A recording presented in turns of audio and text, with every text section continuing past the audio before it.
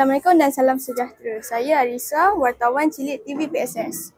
Hari ini saya akan menemu bual seorang guru yang sangat berjasa kepada sekolah ini, iaitu Cikgu Aina. Beliau telah lama berkhidmat sebagai guru pemulihan di sekolah ini dan akan berpindah ke sekolah baru.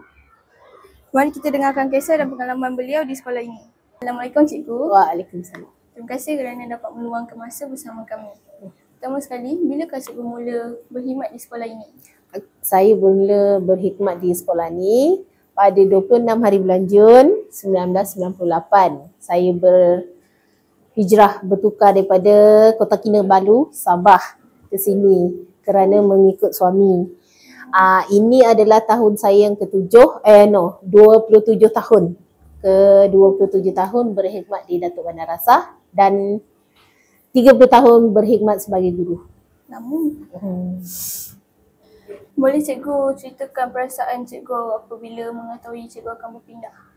Okey, sedih, sangat sedih. Okey, untuk berpindah ni kita dah lama ada hijrah tu kan, yang pertama, kedua, ketiga. Jadi kita ni hanya menunggu masa saja untuk menerima surat pindah. Jadi berdebar-debar tu sentiasa ada menunggu masa mendapat surat. Jadi sangat sedih ya.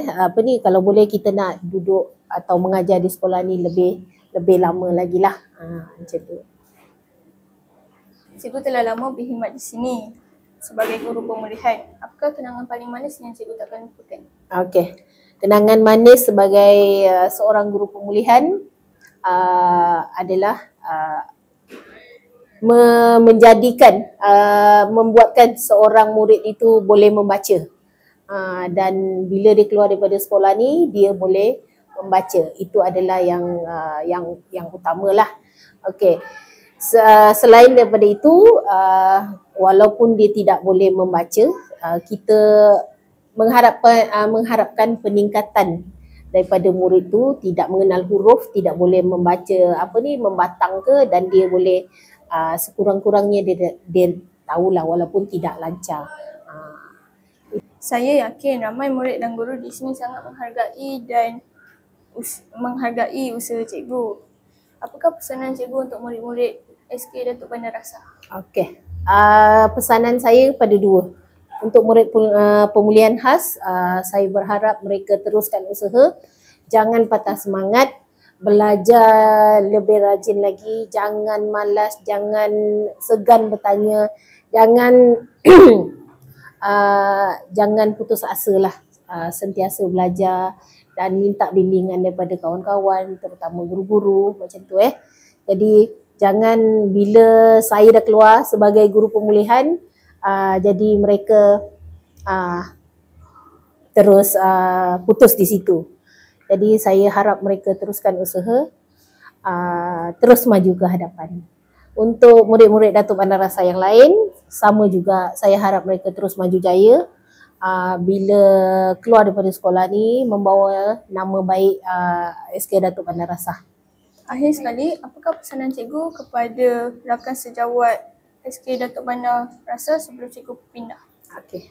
Untuk rakan-rakan sejawat, saya berharap mereka teruskan usaha untuk mendidik anak bangsa, teruskan membimbing anak-anak murid ni lebih berjaya dan sentiasa membantu mereka untuk lebih berjaya lah dan menjadi seorang anak dan manusia yang berbakti kepada keluarga, bangsa dan negara. Terima kasih atas perkongsian Cikgu yang sangat bermakna dan terima kasih atas jasa Cikgu Aina selama Cikgu berada di sini. Kami semua pasti akan merindui Cikgu. Kami doakan Cikgu berjaya dan bahagia di sekolah baru. Semoga Cikgu terus menyebarkan inspirasi kepada lebih ramai murid.